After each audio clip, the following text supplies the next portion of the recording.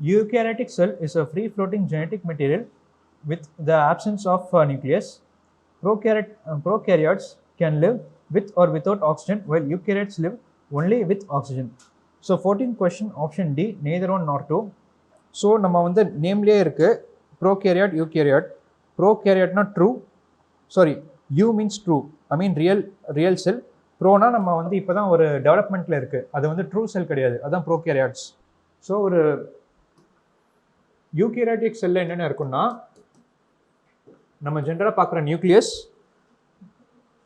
அது நியூக்ளியஸ்,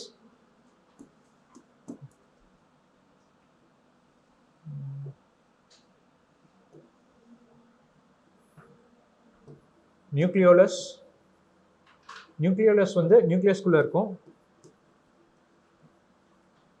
அதில் வந்து இந்த ஜெனட்டிக் மெட்டீரியல்லாம் ஸ்டோர் பண்ணி வச்சுருப்போம்.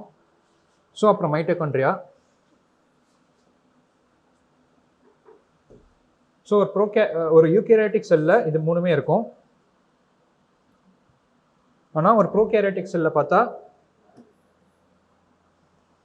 நியூக்ளியாய்டு இருக்கும். நியூக்ளியாய்டுனா ஒரு ப்ராப்பராக ஒரு நியூக்ளியஸ் கிடையாது, ஒரு இன்னும் இம்ப்ராப்பராக டெவலப்மெண்ட் ஆகாத ஸ்டேஜில் இருக்க ஒரு நியூக்ளியர் டிஷ்யூன்னு சொல்லலாம். ஸோ அது நியூக்ளியாய்டு இருக்கும்.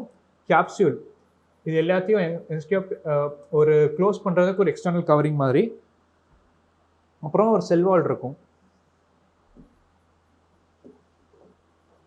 இப்போ ரெண்டுத்துக்குமே காமனாக வந்து ஒரு ப்ரோகேரியாட்டிக் செல்லுக்கும் யூகேரியாட்டிக் செல்லுக்கும் என்னென்னா, ரெண்டுத்துலேயுமே ரைபோசம்ஸ் இருக்கும்.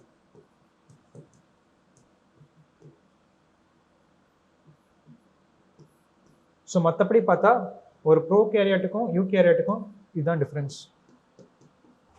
ஸோ நம்ம எக்ஸாம்பிள்ஸ் ஆஃப் ப்ரோகேரியாட்டிக் செல்ஸ் என்னெல்லாம் சொல்லலாம் வந்து பாக்டீரியா, ப்ளூ கிரீன் ஆல்கே இது எல்லாமே வந்து ப்ரோகேரியாட்டிக் செல்ஸாக இருக்கும். யூகேரியாட்டிக் செல்ஸ் வந்து பிளான்ட்ஸ், அனிமல்ஸ், ஃபங்கை இதெல்லாம் வந்து யூகேரியாட்டிக் செல்ஸாக இருக்கும். ஸோ அதாவது ப்ராப்பர்லி டெவலப் செல் தான் யூகேரியாட்டிக் செல். நம்ம ஹியூமன் செல்லாம் வந்து யூகேரியாட்டிக் செல்ஸாக இருக்கும்.